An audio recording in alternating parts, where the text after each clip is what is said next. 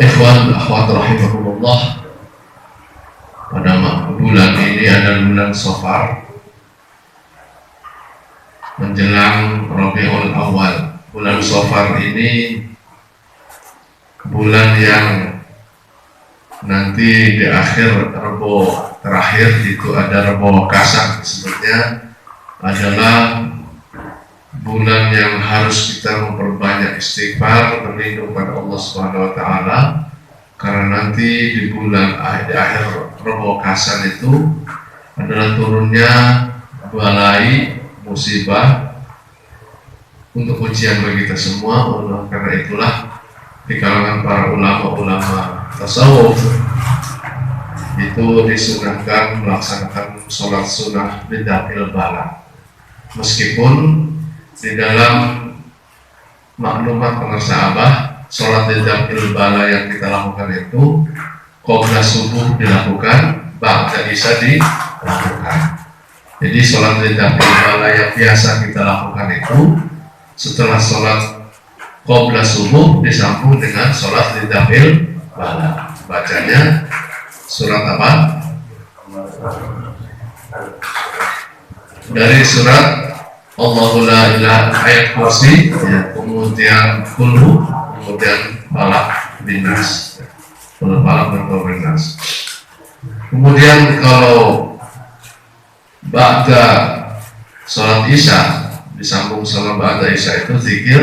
Kalau mau sholat khotaman kemudian disambung dengan sholat lidafil bala.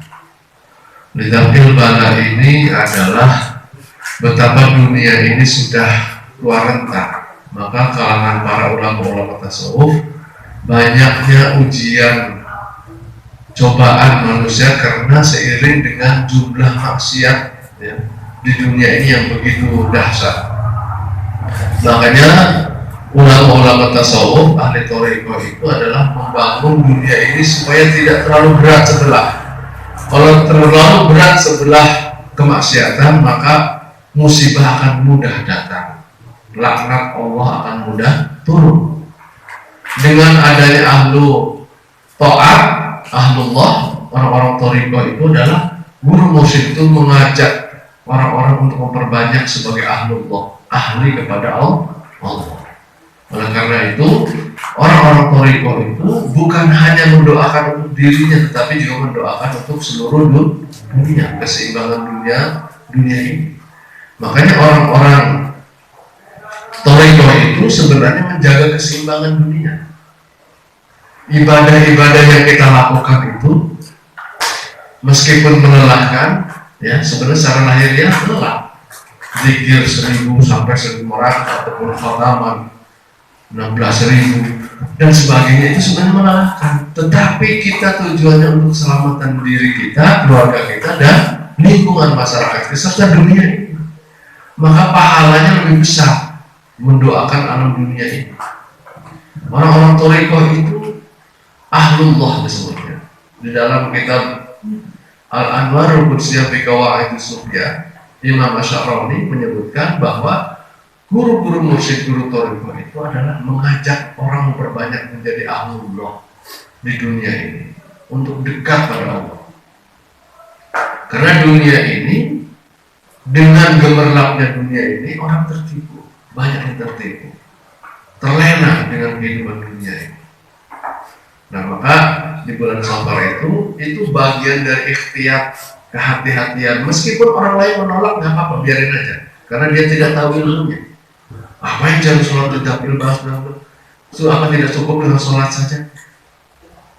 Karena ada sunnah Rasulullah SAW bahwa ibadah orang yang ahli Allah itu adalah tidak hanya cukup dengan ahli yang mafruḍah, yang difardukan saja, tetapi juga diiringi dengan sholat-sholat sunnah.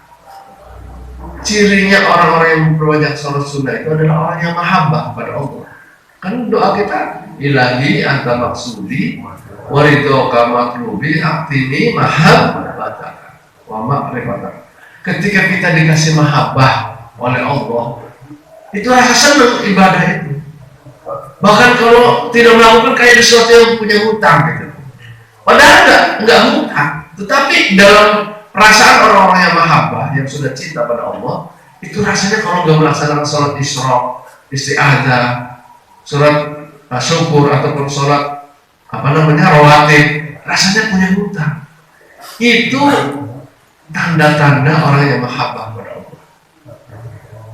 Karena orang yang mahabbah kepada Allah itu dalam hadis qudsi dikatakan, orang yang beribadah kepadaku tidak hanya sekedar yang difardukan, tetapi mereka melaksanakan ibadah-ibadah sunnah karena senang. Berarti dia cinta kepadaku, kata Allah. Kalau dia sudah cinta kepadaku, maka aku pun mencintainya kepada manusia itu, kepada hamba seperti itu. Oleh karena itulah aku ada di dalam dirinya, dalam pendengarannya, dalam penglihatannya, dalam perasaannya, karena sudah diliputi. Kenapa? Manusia seperti itu adalah yang mencintai Allah dan Allah mencintai. Nah, orang seperti ini diciptakan di kalangan ulama-ulama thariqah, ya, di tasawuf, ya. Jadi ulama-ulama fikih hanya sekedar sholat kaifiat saja. Kalau di thariqah itu di dalam hakikatnya juga diajarkan. Ya. Tadi manqobah yang berapa tadi yang baca? 24, ya. Yang berkait tentang madrasah Sultan Aulia Syekh Muhammad Abdul Qadir Jalil memberikan obat bagi taun yang hidup merajalela. Itu bisa dilihat secara hakikat dan bisa dilihat secara zahiriah. Karena memang taun itu memang ada. Dulu ada yang disebut dengan COVID-19 itu kan kita tahu. Waduh, Masya Allah, manusia dihadapkan dengan harapan hidup yang sangat tipis. Setiap detik terdengar surina, orang meninggal, tetangga sebelah, di depan, di samping, di belakang pada meninggal. Geul, ya, itu apa artinya? Supaya hati manusia supaya merambat kepada Allah, bergantung pada Allah. Ta'un itu adalah bagian ayat-ayat Allah, kekuasaan Allah.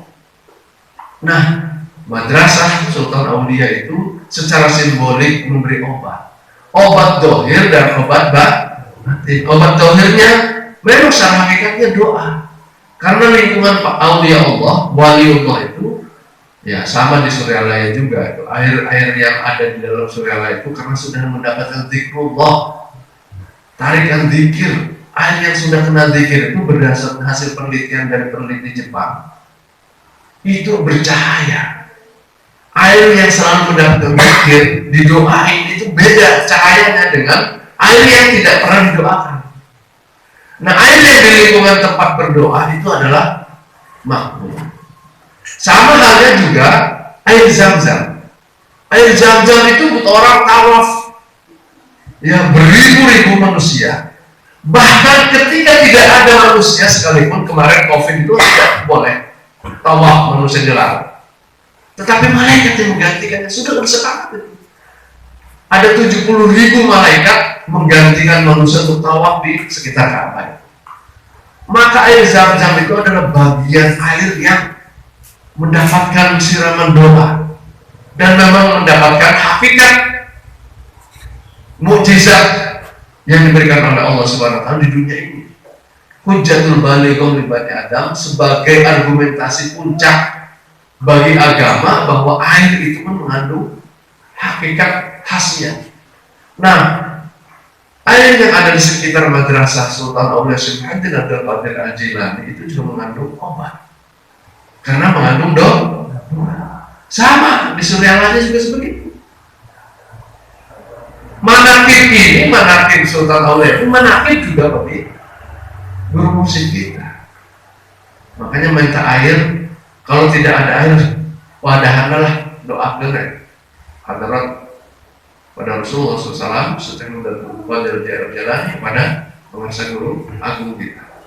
Insya Allah, kalau tidak sempat air yang ada di Suryalaya itu pun insya Allah karena sudah mengandung doa. Setiap detik per detiknya orang berdoa di sana. Itu sama dengan air Zam-Zam. Tapi tentu tidak sehebat air Zam-Zam. Tetapi itulah agama. Nabiullah Rasulullah SAW juga sama begitu agungnya. Maka turun mukjizat itu kepada karomah kepada waliullah. Sama juga madrasahnya Syekh Abdul Qadir Al-Jilani menurun juga ke madrasah Thariqah Qadiriyah yang ada di muka bumi ini. Salah satunya di antara di pondok pesantren Sur. Itu kalau mau dibuka. Yang kedua, obat secara lahiriah, karena apa yang ada di madrasah itu, yang ada di tempat wilayah Sufia, itu mengandung pembelajaran. Kita di sana rumputnya pun menjadi pembelajaran.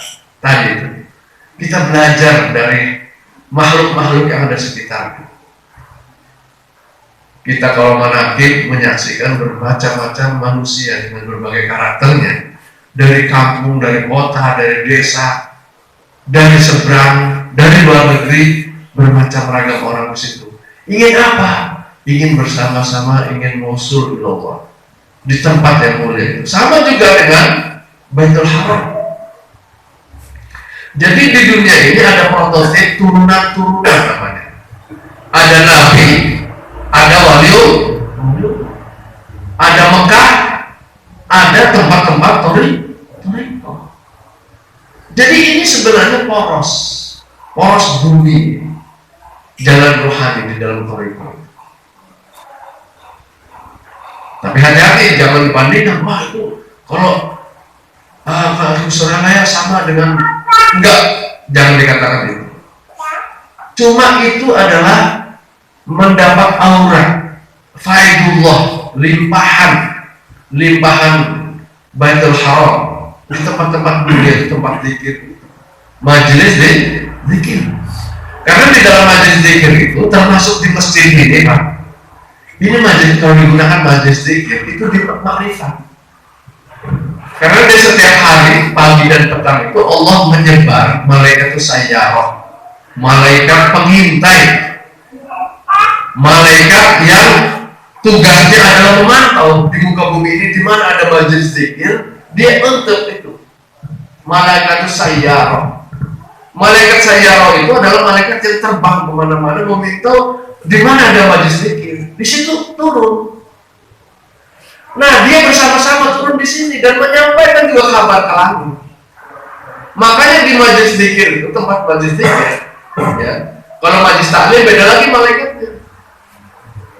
Kalau majelis zikir itu juga malaikat sayyarah yang untuk unsur. Nanti menghabarkan kalau majelis zikir itu terus-menerus dilakukan, malaikat sayyarah itu terus sudah tidak asing lagi dengan tempat itu, bolak-balik bumi dan langit, aras, bumi dan aras terus. Makanya tempat itu menjadi poros rohani. Kenapa di Baitul Haram itu, di Baitullah itu doa itu makbul, makanul ijabah? Karena tempat itu sudah ma'rifah, sudah porosnya langsung ke aras, tembus, ada poros-poros. Termasuk juga di majlis-majlis zikir ada poros. Makanya majlis zikir itu kalau bisa jangan pindah-pindah, tetap aja gitu. Termasuk juga di rumah harus ada tempat khusus untuk tempat sholat gitu. Itu poros gitu.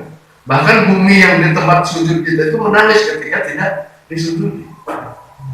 Itu ada dalam kitab Qutul Qulub Abu Thalib Al-Makki. Jadi tempat itu menentukan juga makanul ijabah, tempat yang diijabah itu. Kenapa kita ziarah ke makam aulia Allah itu diijabah juga?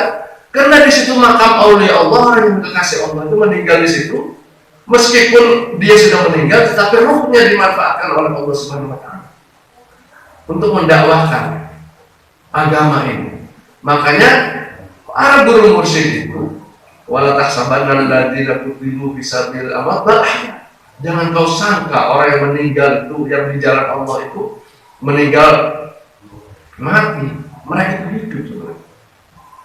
Makanya ada kitab Karomatul Auliya fil Hayat wa Ba'dal Maut. Karomah keagungan para aulia Allah, kekasih Allah di dalam kehidupan dan setelah kematian. Sama saja difungsikan oleh Allah. Makanya guru kita Abah Anom itu memantau juga murid-muridnya yang mengambil sanad Thariqah. Kadang-kadang bermimpi bertemu dengan sahabat. Itu adalah bentuk pendidikan, tarbiyah ruh. Nah, Syekh Abdul Qadir Al-Jilani meskipun sudah wafat, termasuk juga Rasulullah SAW meskipun sudah wafat 1445 tahun yang lalu, itu Rasulullah suka mendatangi kepada orang-orang kekasih. Itulah tarbiyah rohani. Makanya mursyid kita adalah mursyid yang memiliki sanad kepada Rasulullah SAW, para sahabat, dan kita mengambil sanad rohani dari para sahabat. Karena zikir kita, zikir la ilaha illallah, itu adalah zikir yang memiliki sanad. Beda dengan zikir yang sekedar zikir la ilaha illallah. Tapi zikir tarekat adalah zikir yang bersanad. Nah, madrasahnya Syekh Abdul Qadir Al-Jilani itu menjadi obat rohani juga. Tempatnya yang ditempati itu adalah makam yang diziarah itu adalah juga. Kenapa? Ketika kita berziarah, berdoa kepada Allah, kita berdoanya kepada Allah ya. Ziarah itu mendoakan juga almarhum, ya. Juga almarhum itu mendoakan kita, mengaminkan apa yang kita inginkan. Amin, amin. Kalau aminnya dari malaikat, aminnya dari kekasih Allah, insya Allah dikabul. Kenapa sih jauh-jauh berdoa ke makam-makam wali? Karena para aulia Allah itu masih hidup secara rohaninya. Bal ahya walakin la tash'urun. Mereka itu hidup, hanya saja kalian tidak merasakan. Itu ayat Al-Quran begitu. Nah, orang-orang lain, Wahabi Salafin, mana orang yang mati sudah mati saja. Secara hakikatnya, secara lahirnya mungkin mati, jasadnya tidak ada, tapi rohaninya tetap masih bekerja, mendoakan murid-muridnya, mendoakan yang datang kepadanya. Nah, ini tentang madrasah sebagai obat. Madrasah itu airnya secara lahir dan juga rohaninya secara lingkungan wilayah tersebut. Kemudian Syekh Abdul Qadir Al-Jilani juga diuji oleh orang yang tidak percaya tentang kewaliannya. Ketika ada seorang berkunjung ke tempatnya Syekh Abdul Qadir Al-Jilani itu banyak sekali kendaraannya. Kuda yang berwarna putihnya ada 40. Orang yang tadinya semula mau mengaji ke Syekh Abdul Qadir Al-Jilani, melihat kekayaannya begitu melimpah, pistal kudanya saja, garasi mobilnya kira-kira itu terekas dari emas dan perak. Sendalnya juga ada luar biasa, terekas dari berlian. Kenapa? Untuk menunjukkan bahwa dunia itu dinikmati. Makanya doanya Syekh Abdul Qadir Al-Jilani itu, Allahumma ja'al dunya fi aidina wa la fi qulubina. Ya Allah, jadikan dunia dalam genggaman, bukan ada di dalam hati. Yang di dalam hati itu cukup Allah. Karena kalau dunia masuk ke dalam hati, capek kan? Mobil disimpan di hati, semua dimasukkan di hati. Mobil tergores, hati yang sakit, berat. Sudah aja pada tempatnya. Anak, istri, sudah ada yang memelihara Allah SWT. Makanya kalau semua dunia ini dimasukkan di hati, itu capek. Syekh Abdul Qadir Al-Jilani itu kayaannya melimpah, sehingga orang tidak percaya kok wali punya ngukut kuda segitu lobana, loba-loba tinggi, ya lain wali. Akhirnya dia orang itu sakit. Nah, ini teguran karena suudzon kepada kewalian Syekh Abdul Qadir Al-Jilani. Sakit dan tidak pernah sembuh orang. Setelah tanya kesana kemari ke dokter, kemudian datanglah kepada ahli hikmah, dia katakan Anda tidak akan sembuh dengan obat apapun kecuali dengan makan hati kuda yang 40 berwarna putih. Siapa yang punya? Di sini tidak ada. Siapa yang punya lagi? Yang dia miskin, udah suudzon lagi, ya. Nah, ini ada yang memberanikan diri untuk menanyakan pada Syekh Abdul Qadir Al-Jilani. Oh, silakan, wajibnya. Syekh Abdul Qadir Al-Jilani tidak ada dalam hatinya kuda-kuda yang 40. Kalau di sini mungkin Mercy atau apa? Biarkan aja. Itulah Syekh Abdul Qadir Al-Jilani, di hati tidak terpaut dengan dunia. Karena doanya Syekh Abdul Qadir Al-Jilani, Allahumma ij'alid dunya fi aidina wa la fi qulubina. Ya Allah, jadikan dunia dalam genggaman, di dalam manajemen tangan, bukan dimasukkan di hati. Itu titipan. titipan Allah. Titipan harus dirawat. Ibu di pasien warisan, titipan disepuh, maka dirawat. Tetap pula terus dijalankan hati, perebut warisan, karena di hati. Bahkan sedulur dari pasien dan sebagainya. Tidak berkah merawat warisan.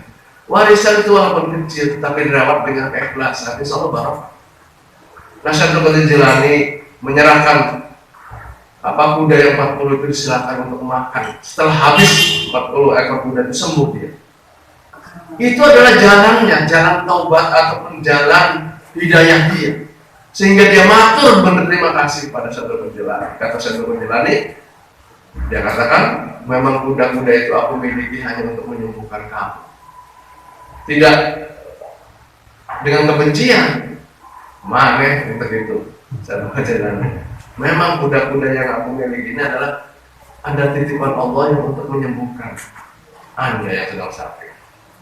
Jadi itu adalah kenapa tasawuf itu ada hurufnya 4. T ya, sod, waw, fa. Ya kan? Tasawuf. T-nya taubah. Ya, ini saya baca dari kitab Sirrul Asrar ya. Kata Syaikhul Qadir Jilani bahwa kata tasawuf yang ada dilakukan ini, kita yang sedang belajar tauhid ini sedang bertasawuf. Tasawuf itu yang pertama taubah. Taubah itu tabayatu taubatan. Taubah itu adalah kembali kepada Allah. Taubat itu adalah melepas sesuatu yang jauh dari Allah. Yang tidak lupa pada Allah itu, maka kita kembali pada Allah. Maka inabah itu adalah tempat pengembalian. Maka taubat itu adalah zikir itu sendiri. Taubat kepada Allah, dekat dengan Allah. Itu yang pertama, tasawuf itu taubat. Makanya setelah sholat itu zikir juga la ilaha illallah. Illallahnya itu adalah menuju Allah. Illallah, la ilaha illallah. Ilah-ilah ya, materi apapun yang menggoda kita, ujian, cobaan, ilah. Akhara itamanit takhadha ilahahu hawa. Apa kau tidak sadar bahwa di dalam dirimu kadang-kadang menciptakan Tuhan? Banyak Tuhan di dalam diri kita. Ilah-ilah. Makanya dalam tauhid itu ada andada-andada itu. Godaan-godaan yang bisa memalingkan kita dengan Allah. Maka illallah untuk perjalanan Allah. Taubat. Maka zikir itu adalah bentuk dekat dengan Allah. Wawanya apa? Al-wilayah. Al-wilayah itu adalah bagaimana kita menembus batin kita di hadapan Allah Subhanahu wa taala agar kita ini selalu dekat pada Allah. Taubat ini harus diiringi dengan kondisi kita, lingkungan kita, al-wilayah. Al-wilayah ini adalah satu lingkungan yang bagaimana harus kita rawat. Makanya dalam thariqah itu ada tempat al-wilayah. Orang berthariqah itu adalah mencari tempat agar pengkondisian lingkungan konsisten, istiqomah, taubatnya terkondisikan. Makanya ada manakiban. Itu adalah al-wilayah. Tempat-tempat manakiban, tempat khotaman, tempat zikir itu adalah al-wilayah. Nah, ini atau ya, tasawuf itu maksudnya belum dulu. As-sofa itu adalah bagaimana kita membersihkan diri kita. Taubat dan as-sofa dulu. Jangan dulu al-wilayah. Tasawuf kan T, sod, waw dan fe. Tasawuf taubat, zikir terus dekat pada Allah. Kemudian as-sofa, pengaruh dari zikir itu membersihkan diri.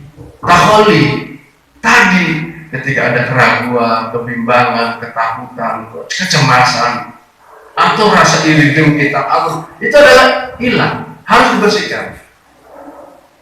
Bersih lahir dan batin. Maka Syaikhul Qadir Jilani menyebutkan bahwa at-taubah itu taubat juga zahir dan batin, termasuk juga bersihnya ya as-sofa, sodnya wa namanya safa'ul qalbi wa sifa'ul sirri, bersihnya hati dan bersihnya sir, perasaan-perasaan. Kan di dalam hati kita itu ada keinginan-keinginan, itu dibersihkan. Ada juga perasaan-perasaan, perasaannya harus bersih. Nah, bagaimana perasaan yang bersih itu? Ya dari mulai hatinya dulu. Kalau hatinya sudah bersih, insya Allah perasaannya pun, sirnya pun bersih. Sehingga lahirlah asror, rahasia-rahasia yang Allah berikan. Asror itu sifat qalbiyah. Ya. Kemudian al-wilayah, baru al-wilayah. Al-wilayah buat tertibu al-tasbiyah dulu. Yakni tertibnya seluruh amalan itu yakni dengan adanya lingkungan, pembinaan lingkungan. Maka salah satu bentuk al-wilayah itu adalah lingkungan thariqah. Di pesantren Suralaya kita sekali-kali ke sana berziarah, bermanaqib, ya, sebulan sekali, atau mungkin di sini, atau khotaman, itu al-wilayah, menjaga. Ala inna awliya Allah la khaufun 'alaihim wa la hum yahzanun. Al-wilayah itu melahirkan perasaan, sebuah sikap, tidak ada rasa cemas, tidak ada rasa takut kehidupan dunia ini. La khaufun 'alaihim wa la hum yahzanun. Tidak ada rasa takut, tidak ada rasa sedih, bahagia aja, happy langsung itu. Menghadapi masalah ya happy juga, karena akan berbalik pada Allah. Tapi kita masih belum bisa ya, kalau sedih masih sedih aja tetap gitu. Tetapi itu adalah wajar, kewajaran sifat manusia.